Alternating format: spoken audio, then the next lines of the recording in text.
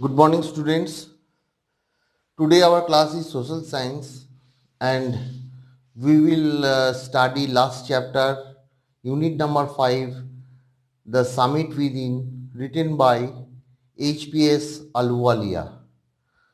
Your social science work, social science also completed. So I will study today unit 5 whole including poem also. Let's start this beautiful story, not story, real story by HPS Aluwalia. I am not reading textbook, I am reading its summary that you will understand easily. This story is the experiences of Major HPS Aluwalia, a member of the first successful Indian expedition to Mount Everest. Aluwalia was full of humility when he stood on the summit of Everest. He thanked God for his physical success. It was the highest of the goals for him. While getting down from the summit, he asked himself why he climbed Everest and what made him to do so. The people climb mountains because they present great difficulties. Man takes delight in overcoming obstacles. A climb to a summit means the demonstration of climbers' endurance, persistence, and willpower. Since childhood, the narrator means the Aluwalia has been attracted by mountains. For him, mountains are nature at its best. They have a challenging beauty and majesty. They are a means of communication with God. Everest is the highest and the mightiest peak and has defined many previous attempts. On climbing its summit, one has the sense of victory and of happiness.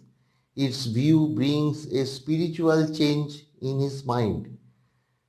It poses a challenge before him which was difficult to resist. One feels connected with the supernatural element on reaching the summit. One becomes conscious of one's own smallness in this large universe. It provides physical, emotional, and spiritual fulfillment. Climbing a mountain is a highly risky job and needs others' help also.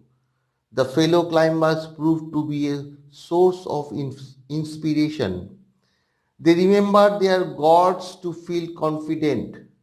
It is far more difficult to climb the summit within oneself than to climb the summit of a mountain.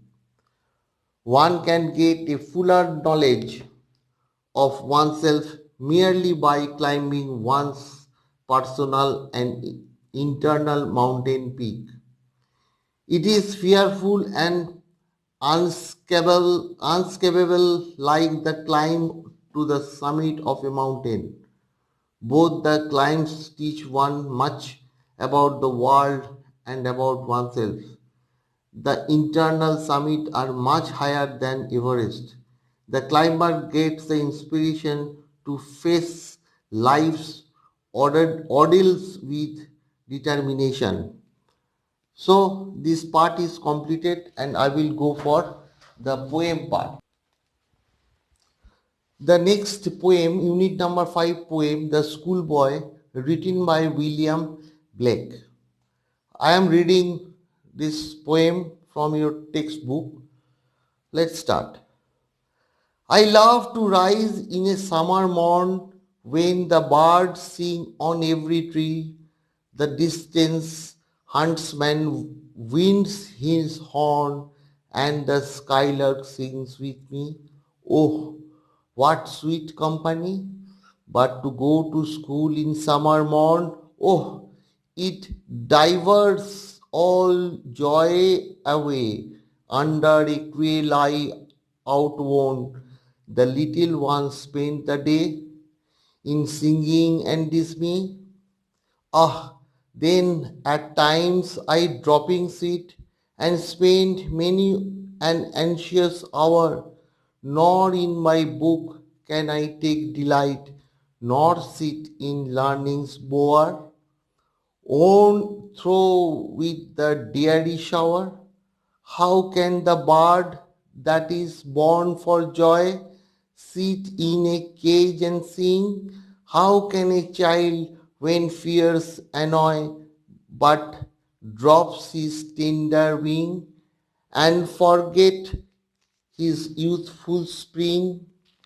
O father and mother, if buds and nipped and blossoms blow away, and if the tender plants and spirit of their joy in the springing day by sorrow and care's dismay, how shall the summer arise in joy, or the summer fruits appear? This is the poem, and now I will read the summary of this poem. What the poet William Blake want to say. The speaker in this poem is a young boy who feels joyful to rise in the fresh and delightful summer morning. The creeping of birds announces the daybreak. The boy gets entertained by the company of the hunter who blows his clarion from a distant field and suite of skylark. It is a matter of utmost disappointment for the speaker to attend school in a sweet summer morning where actually he wishes to enjoy the midst of summer. He is tried and even puzzled under the strict supervision of his teacher. Instead of enjoying the pleasure of summer, the child has to attend school where he spends his day in a boredom and dismay. The child expresses his weariness. He sits dropping out in the sea of tediousness. The child restrains the assault on him by the oppressive personality of the teacher and unnecessary lectures. The finicky teacher gushes his words of erudition without even attempting to understand the child intention and his urge for unchecked freedom. The bird which is born cheerful and jovial can never sing sweet songs in caged. Similarly, a child is remained under the shade of constant fear and tension can never enjoy the natural instincts of joy and playfulness. Indeed, a world full of rigid codes of discipline will ruthlessly take away the beautiful springs of a person's life. The boy complains to the highest authority, to father and mother. If a budding child is, budding means growing child, is picked and swept off in the early stage of life in an ocean of sorrow where there is no one to care for. If misery withers the tender plants, the beautiful birds and the newborn birds, summer can never be joyful. So this is the meaning of the story. I hope you will understand and read 2-3 times this poem and also the story. I will give you homework because your exam will start end of this month. So be prepared. All the best. Thank you very much.